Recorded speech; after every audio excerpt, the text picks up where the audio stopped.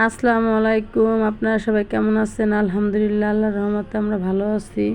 তো আজকে কিন্তু সকাল থেকে একবারে সন্ধ্যা পর্যন্ত কিন্তু প্রচুর বৃষ্টি, মানে এত পরিমাণ বৃষ্টি নামতেছে যে আমাদের উঠানে পুরো পানি হয়ে গেছে। তো দেখেন কি অবস্থা, মানে বের হইতে পারতেছি না। তো একটু বাজারে যাব কেনাকাটা করার জন্য, তো বাজারও করতে পারলাম না আজকে, সারাদিন আজকে ঘরে বসা। তো এত পরিমাণ পানি, তো দেখেন। তা আমি কিন্তু কিছু বেগুন গাছ লাগাইছিলাম, তো মাশাল্লাহ বেগুন গাছগুলো কিন্তু অনেক সুন্দর হয়েছে। তো বেগুন গাছে কিন্তু ফুলও আসছে। তো ওদিকে কিন্তু আমি বৃষ্টির জন্য বেরোতে পারতেছি না, যে হাঁসের খোয়ার খুলে দেবো, হাঁসগুলোও খুলতে পারতেছি না। তো দেখেন আমার বাবার সেই ভাঙা বাড়ি, আমার বাবার খুব কষ্টের টাকার বাড়ি এটা। তো এটা কিন্তু দেখেন হয়ে গেছে, মানে ড্যামারেজ হয়ে গেছে বাড়িটা। তো আমরা এই ড্যামারেজ বাড়িতেই থাকতেছি।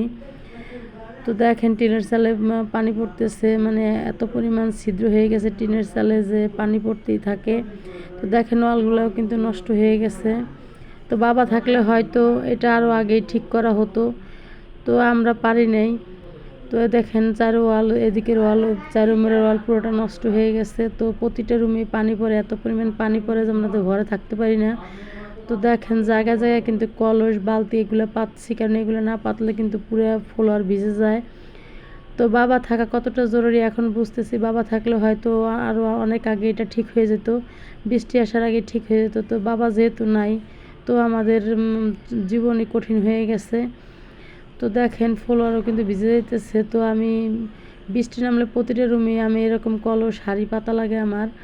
তো দেখেন এই রুমটা, এই রুমের ভিতরে আমরা ভাত খাই, মানে খাবার রুম। তো এই রুমের অবস্থা খুবই খারাপ। দেখেন টিনের চালগুলো কীভাবে ফেটে ফেটে গেছে। তো অনেকগুলা ছিদ্র, প্রতিটা রুমে রুমে ছিদ্র। আমরা যখন বৃষ্টি নামে তখন ঘুমাইতে পারি না, তো উঠে বসে থাকে রাত্রে। তো দেখেন ফ্লোরগুলোও কিন্তু ভেঙে গেছে। তো ফ্লোরগুলো ফাইটে যাওয়ার পরে আমি এবার একটু সিমেন্ট দিয়ে একটু নিজে নিজে মিস্ত্রি হয়ে কাজ করছি। তো এই দেখেন কীভাবে ওয়াল দিয়ে পানি পড়তেছে। তো এটা কিন্তু আমার বাবার খুব কষ্টের বাড়ি ছিল, কষ্টের টাকার। তো আমার বাবা মারা গেছে, সে বুঝতেই পারে না যে তার ছেলেমেয়েরা এত কষ্ট করবে। তো দেখেন পানি কীভাবে পড়তেছে, পুরোটা রুম ভরাই পানি থাকে সব সময়। আমি যখন মন গুমরা করে বসে থাকতাম, তখন বাবা বলতো এত টেনশন করিস কিসের জন্য? কোনো টেনশন নেই, আল্লাহ যা করে ভালোর জন্যই করে। আর তুই এত টেনশন করিস কেন? আমি তো বেঁচে আছি। তো আজকে বাবা মারা গেছে, এরকম একটা কথা বলার কোনো মানুষ নাই।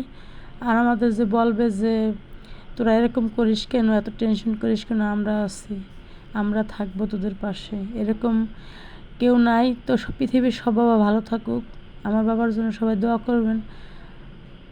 তো বাবার জন্য খুব খারাপ লাগতেছে আজকে। তো আপনারা সবাই ভালো থাকবেন, আমাদের জন্য দোয়া করবেন। আল্লাহ হাফেজ।